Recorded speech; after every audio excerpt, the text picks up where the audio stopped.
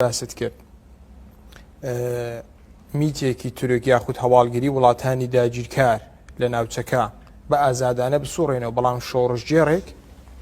کە دەیان ساڵە لەو شاخانە قوربانی دەداتن، شۆڕژگێڕێک کە دەیان ساڵە لە باوەشێکی گەرمی دایک و باوکی خۆی دوور کەوتوتەوە، ئەمان دێن دەستگیری دەکەن و ئەشکەنجەشی دەکەن و ئەمان دێن تەسلیم بە دەوڵەتی تورکیای دەکەنەوە و ئەمان دێن دەبنە هاوکار، دەبنە هاودەست بۆ تیرۆرکردنی شۆڕژگێڕێک لە نێوخۆی هەرێمی کوردستانە. لە کاتێک دەبوایە ئەموان پشتیوان و پارێزەری ئەم شۆڕژگێڕانە بوونەیە، لە کاتێک دەبووە ئەمان بێن ڕێگری لەوە بکەن هەواڵگیری وڵاتێکی دراوسێ بە ئامانجی ئەوەی تاکێکی کورد تیرۆر بکاتن، ئەمان بێن ئەم دەستە بگرن.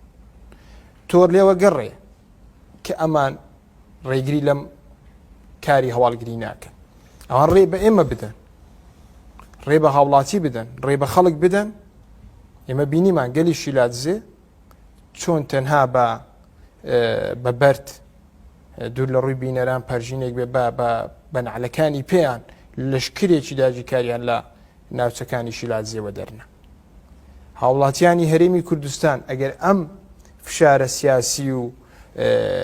هەڕەشەکردیان لەسەر نەبێتن، من زۆر لەوە دڵنیام ئێمە بەبێ چەک دەتوانین هەرێمی کوردستان لە داگیرکاری وڵاتان پاک بکەینەوە. یعنی شک و گومان لەو بابەتە